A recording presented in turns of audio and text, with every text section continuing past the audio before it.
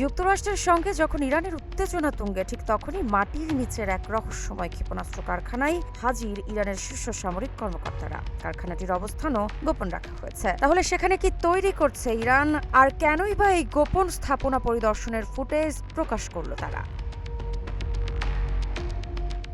ইরানের সশস্ত্র বাহিনীর chief of staff major general Ali Abdullahi পরিদর্শন করেছেন একটি গোপন ভূগর্ভস্থ ক্ষেপণাস্ত্র কারখানা।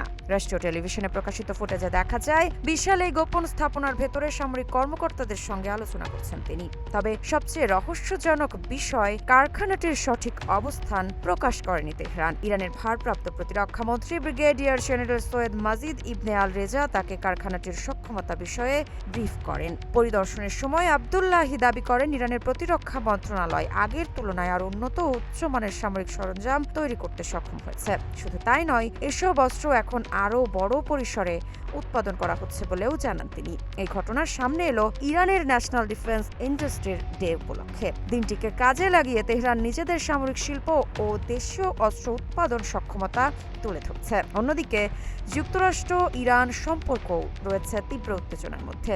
জুনে পাকিস্তান ও কাতারের মধ্যস্থতায় একটি সমঝোতা হলেও নির্ধারিত ৬০ দিনের মধ্যে চূড়ান্ত সমাধান আসেনি।